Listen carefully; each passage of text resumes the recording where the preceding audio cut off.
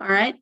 So to start this off, what I want to do is I want to give you just a couple of minutes to introduce yourself and give a little background about yourself, and then we'll hop into the questions. Okay, sure. So my name is Echo Hutson. I am the Chief Prosecutor of the Domestic Violence Division at the Montgomery County District Attorney's Office. I started working as a prosecutor in Montgomery County in 2009. I've been an attorney licensed here in Texas since 2008. I have worked as a prosecutor for the majority of my career. I've also done a little bit of family law and everything from civil and probate to criminal defense. But as a prosecutor, that's kind of been the majority of my career. So in 2011, I was given the opportunity within the DA's office to write a grant for funding for a special prosecutor position for domestic violence. It was the first one of its kind in this county. Before then, we didn't have any sort of specialization for domestic violence. So I wrote the grant, we got it approved, and I started as the first specialized prosecutor in the county for domestic violence. We started a specialized docket in County Court 2. It later moved to County Court 4, which is the court I'm running for. I've worked it now for the majority of the court's existence. It's been 10 years, I guess. This is going on year 11 because we're in 2022. But over the last 10 years, we have gone from, prior to the court's existence, it was a less than 50% conviction rate for family violence cases filed in the county. And we, in the first year of the court, had 100% conviction rate at trial. We tried more cases than anyone. And by we, I mean me, it was me by myself the first couple of years. We've now expanded to an entire division. I have a whole team that I run. But we've continued a greater than, let's see, the first year it was like a 90% plus conviction rate for plea bargains. So all of our cases were just moving through very, very quickly. It was an accelerated docket, trauma-informed procedures for victim contact. And we've kept that experience and that expertise in that court, which has helped us greatly. We continue to have a really great success. It's one of the best courts in the country. Actually, they're starting to recognize it and compare it to other courts.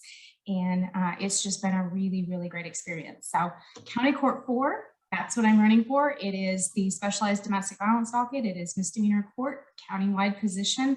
And that has been my court, working it from the prosecutor side for so long that I'm the only one that knows how it works. So the first question I want to ask is kind of two-part. Start with, why is the issue of domestic violence so important to you? And the second part is, why is it necessary to have a specialized domestic violence docket? Okay, so I'm going to answer the first one, and then if I get lost, remind me to come back to that second one. So go to the first one again, ask me your question. Why is the issue of domestic violence so important to you? Oh, okay. Well, you know, when I started prosecuting, I went to law school to be a prosecutor, and I had the opportunity during my undergraduate. I was a legal assistant at the U.S. Attorney's Office, and I knew I wanted to go to law school. I did not know I wanted to do criminal law. In fact, when I first started talking about law school, I was like, no, I can't be responsible for making decisions in other people's lives. That's, you know, give me contract disputes all day long. But then I had the opportunity to work a cold case as an intern, and it was a murder, rape, arson case that it was a cold case, and we ended up solving it. And I happened to be involved in that and watched that family find their daughter and find what happened to her and to receive justice for that and to watch that case go through the system. It absolutely changed the course of my career for people who are victimized. Watching them go through all of the things that happen. And so for me, when I ended up going to law school, it was like right at the end of that case being broken open, and we figured out where she was and what happened to her. And so that changed for me. That from then on, I knew I wanted to be involved in that process, and I wanted to help people navigate through that system from the side of victims. So my first job as a prosecutor was in El Paso County, and Jaime Esparza was the district attorney there. He'd been there for many years, and his entire platform was domestic violence was a priority in his office. After a year of being over there, I came to Montgomery County. We did not have any specialization here. And when I ran the stats and found that we were dismissing more than half our cases, it was imperative that we start to specialize and we start to give special attention to those cases. Domestic violence cases have a statistical relevance to repeating and escalating violence. And what we find is that if left on its own with no intervention, then we will likely have a homicide, given certain red flags that we see in relationships. And so when we realized that we were not doing justice for those victims in this county, we really had to change how we approached them. We started doing evidence-based prosecution. We started accelerated dockets to move the cases more quickly. We were looking at a 2-year backlog of domestic violence cases going to trial. We started doing them in 6 weeks in the beginning of our court, from the time of the arrest in the first court setting to the time of trial. And that really accelerated the path through the system so that the parties could begin to move on and to heal from what they went through from that trauma. So we've continued an accelerated docket. In court 4, it takes a little longer to get through the system. But really the need in Montgomery County for specialization has been shown simply by the level of its success. We've had a study done of the first 10 years of that court, and the success of the court was directly attributed to that specialization in the courts. Generally, we also find that specialization of dockets in the courts themselves, from separating civil from family, from criminal, from juvenile. The Office of Court Administration in Texas did a study of specialization in courts, and they have found a significantly better rate of resolution moving cases through the docket, which saves our taxpayers tons of money when we take a court and we specialize by the type of case. They just move so much more quickly through the system. Mm-hmm. Now, over the pandemic, it was noted that there was a significant increase in domestic violence Absolutely. issues. Yep. Which also increased the caseload overall in these courts. Yes. So what are you going to do to help get those moving if elected? So, I think the statistics in Montgomery County when we first ran them was just simply when the lockdowns happened, abusers found themselves with all the power and the control in the household. And the victims were unable to leave their houses and not able to reach out to resources. Usually we have friends, we have families, we have coworkers that we can get out of the house. And one of the things they say is when there's a conflict, leave so that the conflict doesn't continue. But when you're locked down, you can't do that. So we found an incredible rise in domestic violence. Some months, it was as much as a 50% increase in Montgomery County for cases coming in.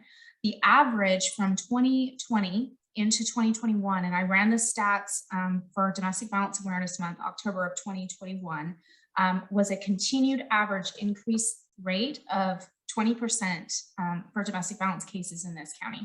It has not gone down. And there's studies that show that there's a quick jump when there's a natural disaster or some sign of society level stressor in domestic violence, but then the rate for those cases to recede generally goes very, very slowly. So we're still experiencing that. What I did watch in how we handled that is my division, we didn't stop working. We actually ramped up. My team worked 24/7 around the clock. We started reviewing the cases, making sure that victims advocates were able to reach out to victims in their homes and to make sure that they were safe. And if we could get them resources, get them out of the home, get them into shelter. Our shelters ended up having to do reduced capacities. So we worked with our shelters to find hotels for our victims. If they needed to get out and get to a safe space, we would send them to other counties if they had space. We really worked hard to keep those victims safe. On the court side of things, what we found is that you can't do a domestic violence case by Zoom. There's a very, very famous video that came out of one of the northern states, but we found that it was kind of the same scenario as here, as the court was doing a Zoom docket with this domestic violence defendant asking if he had been complying with all of his conditions of bond. And the victim answered the door and the police were there, and they weren't supposed to have any contact, and she needed to be rescued, and she had reached out for help saying, I'm in the house and he's still here violating. So Zoom doesn't work. We need to bring people into the courtroom. And for due process in a criminal case, we really need to have that right to confront witnesses and the right to, you know, all of the constitutional protections that someone has. And you can't do that with a Zoom docket. You need to bring the parties into court. The state needs to be present and physical, the defense attorney and the defendant, in order to move those cases. In my personal experience in Montgomery County, we fought very, very hard to bring our courts back to in-person dockets quickly. Judge Turner in County Court 4, she's the retiring outgoing judge. She brought our domestic violence docket back in person as soon as the court, we had the Office of Court Administration orders shutting the courtrooms down.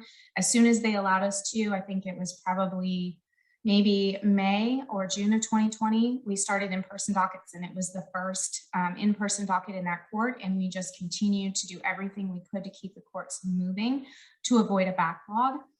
In my felony dockets, I did the same thing. Judge Lisa Mychalk brought in-person dockets back. We followed all the protocols and the distancing and the masking and whatever it was the courts asked us to do, we followed that. But the whole premise was that if these cases don't move, it will be an injustice for those victims and for the defendants to have their cases delayed. So we don't want delayed justice. So we've been working very hard in Montgomery County. I'm actually very proud to say that we really don't have that much of a backlog, and we keep improving that. Again, going to, I think, another part of your question for backlogs is the increase just in general of cases being filed, not just domestic violence, but with the increase in population in Montgomery County. I think it's a 30% increase over the last 10 years in this county.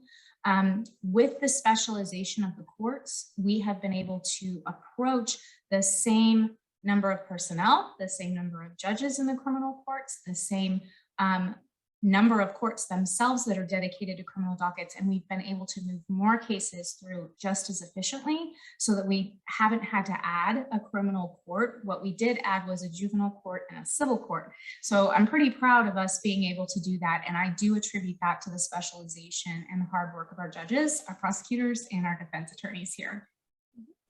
So what kind of docket priorities would you have as a judge? How would you structure your docket?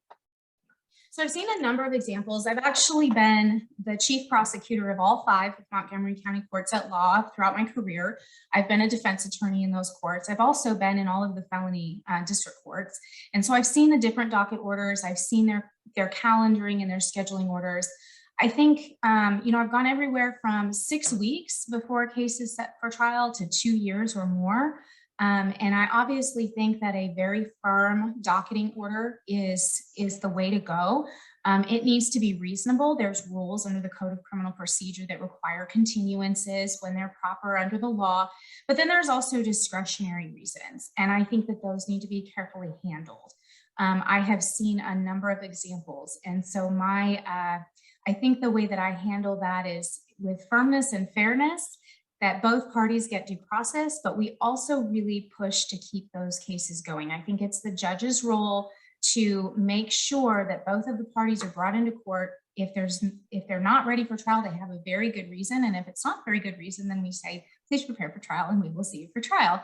I've had that done and I've seen it done, and I have experienced that. And I think that's really, trial is the way to put pressure on the parties to move a case through the system.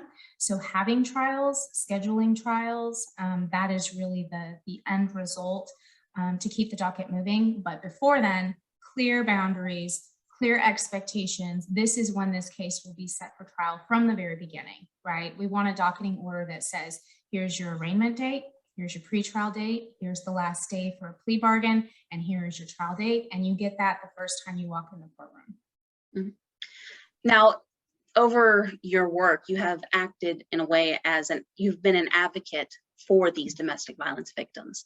Yes. And as a judge, unfortunately, you can't do as much to be the advocate position for the domestic violence victims. So how are you going to balance,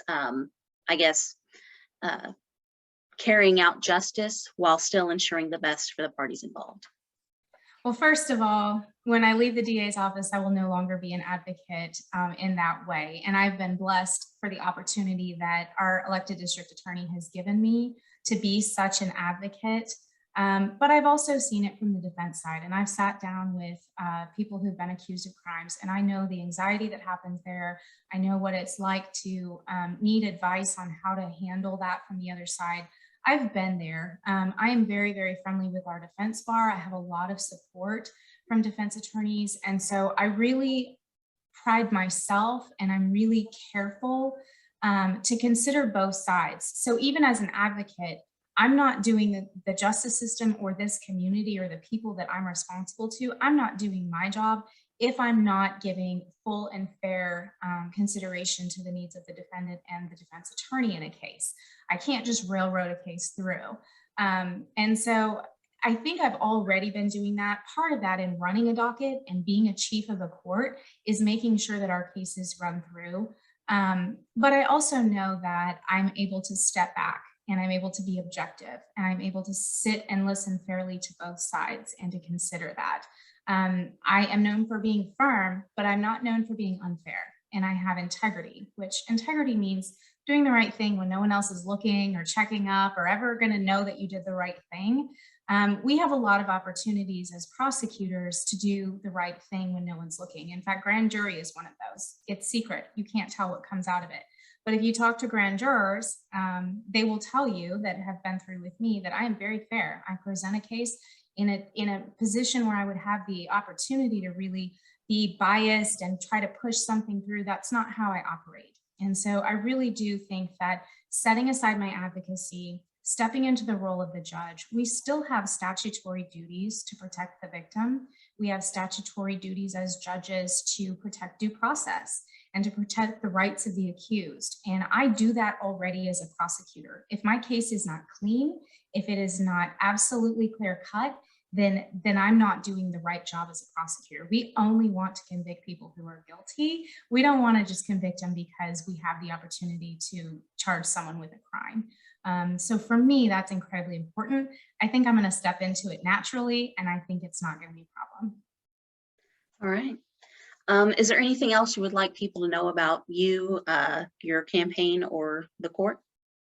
Sure. So, I wouldn't be running for office except that it's this court. And Marianne Turner is retiring. She's the judge in that court. She's been the original judge. It's the court's been in existence for 20 years, and she's the first and only judge in that court. So with her retiring, it leaves that domestic violence court open. And for me, having worked that docket exclusively, having helped create it, having helped put the policies together that make it so successful, there's so much that goes on. I teach law enforcement, I teach other prosecutors, I teach and speak in the community on domestic violence, and I educate. And so for me, that court and what we have created, it needs somebody with experience to come in, or else we're just leaving it open to whatever's going to happen to it. I know it intimately from the inside out, and I've been working it. I'm working it right now. And so for me to step into that role really makes the most sense. And I had no plans to run for judge until it was this court. And this court is so special. And so I just really want people to understand what we do here. You can go to my website, www.electecho.com. You can see all the cases I've tried, murder cases, and I've got felony experience, and I've got all of that. But what really matters for this court is that I know this court. And this is such a court that is so important for our community, for victims, for everyone who it's touched. 1 in 3 women in their lifetime will be touched by domestic violence and be a victim of domestic violence. And if you put those numbers into our community and you look around and you think how many people are affected by domestic violence, that this court is probably going to come into play for them, we need it to be as successful as it is. And that's really the only reason that I'm running, is because that need needs to be fulfilled. I'm a public servant. I've been a public servant. I've dedicated my career to this county, and I work 24/7 on call to law enforcement.